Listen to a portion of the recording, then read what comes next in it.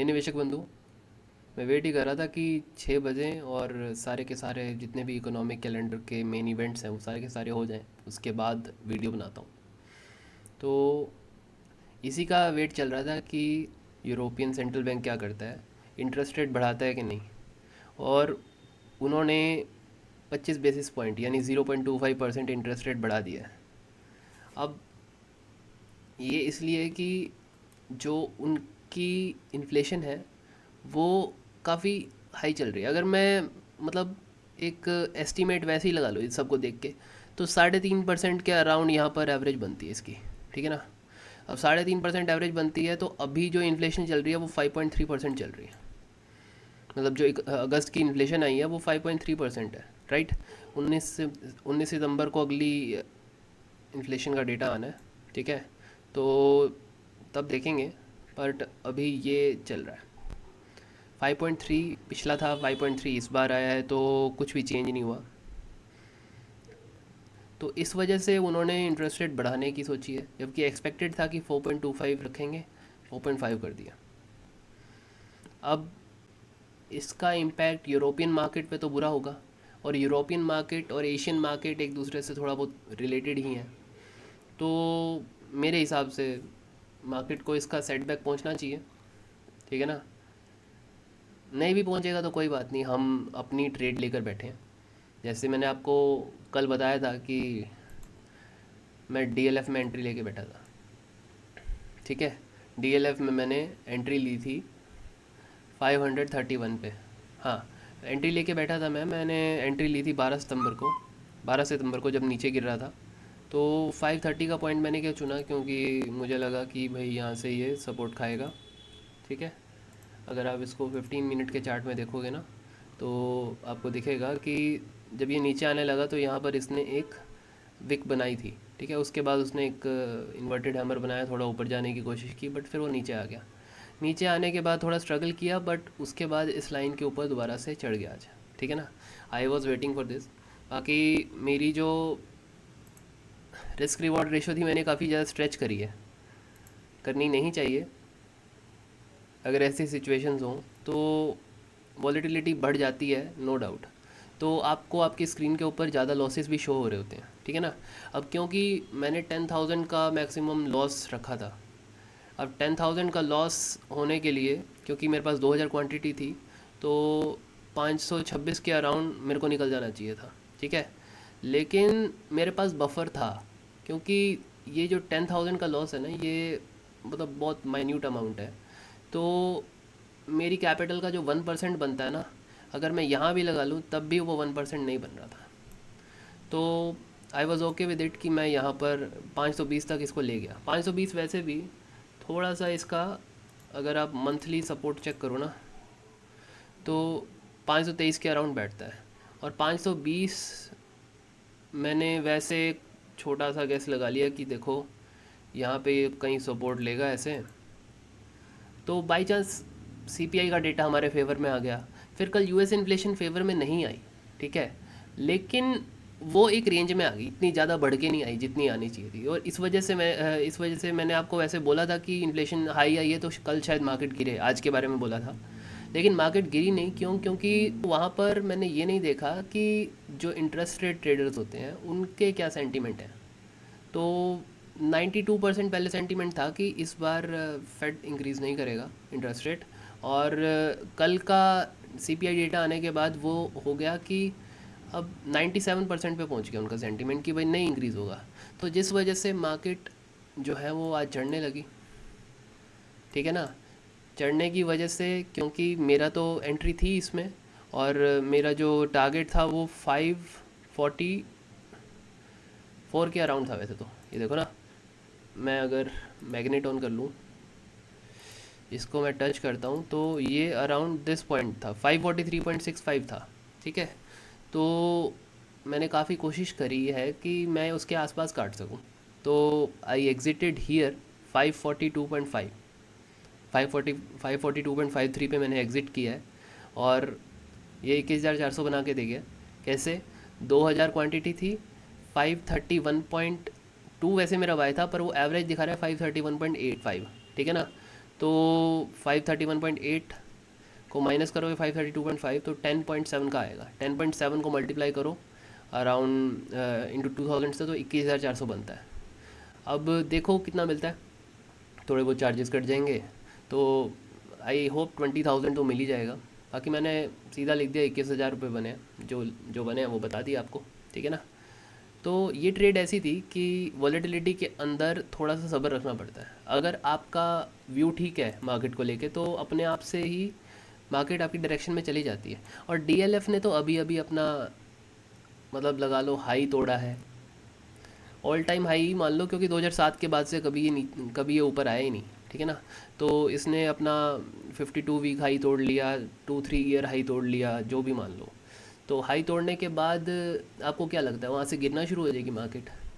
एक स्टॉक ने कई सालों बाद अपना हाई तोड़ा है तो वो नीचे गिरने के लिए तो नहीं तोड़ा ना, मतलब उसके अंदर सेंटीमेंट प्रॉपर है।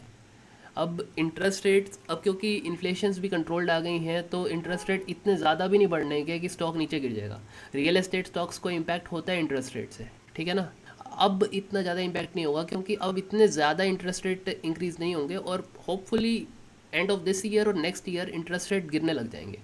तो जब इंटरेस्ट रेट गिरेंगे तो प्रॉपर्टी ज़्यादा लोग खरीदेंगे, रियल एस्टेट ज़्यादा लोग खरीदेंगे तो उस वजह से रियल एस्टेट में, स्टॉक्स में अपने आप से मूवमेंट आएगी। इसका मतलब हमको रियल एस्टेट खरीदना चाहिए, अभी ये सही टाइम है, ठीक है ना। तो और ऊपर जाएगा आगे जाके, अभी तो ब्रेकआउट हुआ है। तो अगर लॉन्ग टर्म मुझे बाय करना हो तो मैं इसके अंदर ऐसा ही भी चला सकता हूँ, मतलब डीएलएफ के अंदर इस वाले पॉइंट को 520 को मैं अब सपोर्ट मानूंगा और 520 को सपोर्ट मान के इसके अंदर थोड़ा थोड़ा जोड़ता जाऊंगा। जितना भी मेरी कैपेसिटी है उतना मैं हर महीने जोड़ सकता हूँ। और जाने देते हैं ना, डीएलएफ जैसी कंपनी कहाँ बंद होती है यार, वो तो बहुत अच्छी कंपनी है, कोई ऐसी गलती तो करने वाली नहीं है, उन्होंने अपने सारे के सारे डेट्स भी कम कर दिए हैं, तो we can hold for long.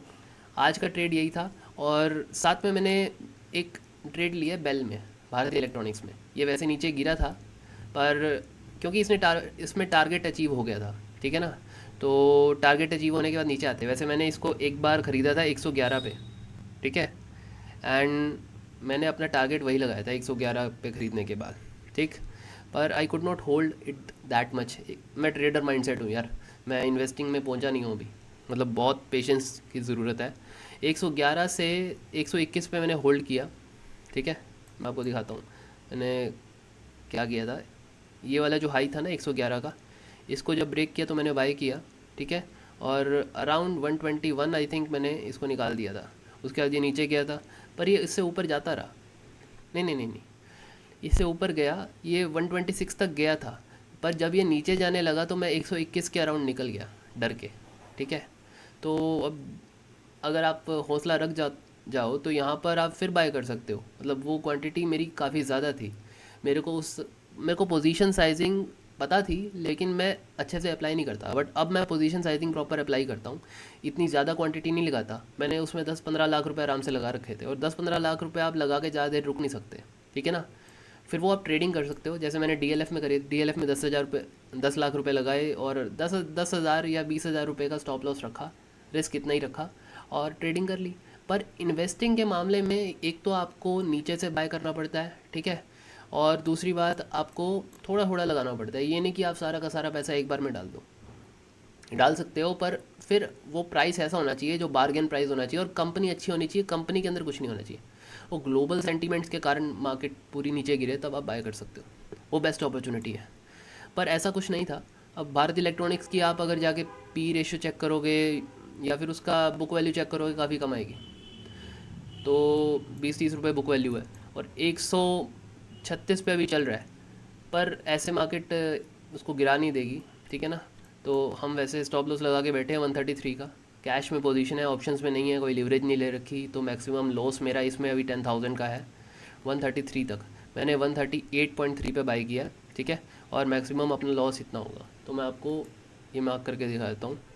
यहाँ मैग्नेट ऑफ करना पड़ेगा, 138.3, और इसका लो क्या है 133.3, थोड़ा सा नीचे ले लेंगे इससे, ठीक है। और ये टारगेट अपना क्या रहेगा, वैसे तो यहाँ 146 दिखा रहा है, इतना ही टारगेट रखते हैं। तो रिस्क रिवॉर्ड रेशियो अपनी कितनी हो गई 1.54, राइट। वैसे मैं सोच रहा था अगर ये क्वार्टरली रेजिस्टेंस रखे ना तो उसके हिसाब से 148 बनता है, पर यहाँ से 147 से ही वापस आ गया, तो हम 146 रख सकते हैं, ठीक है ना।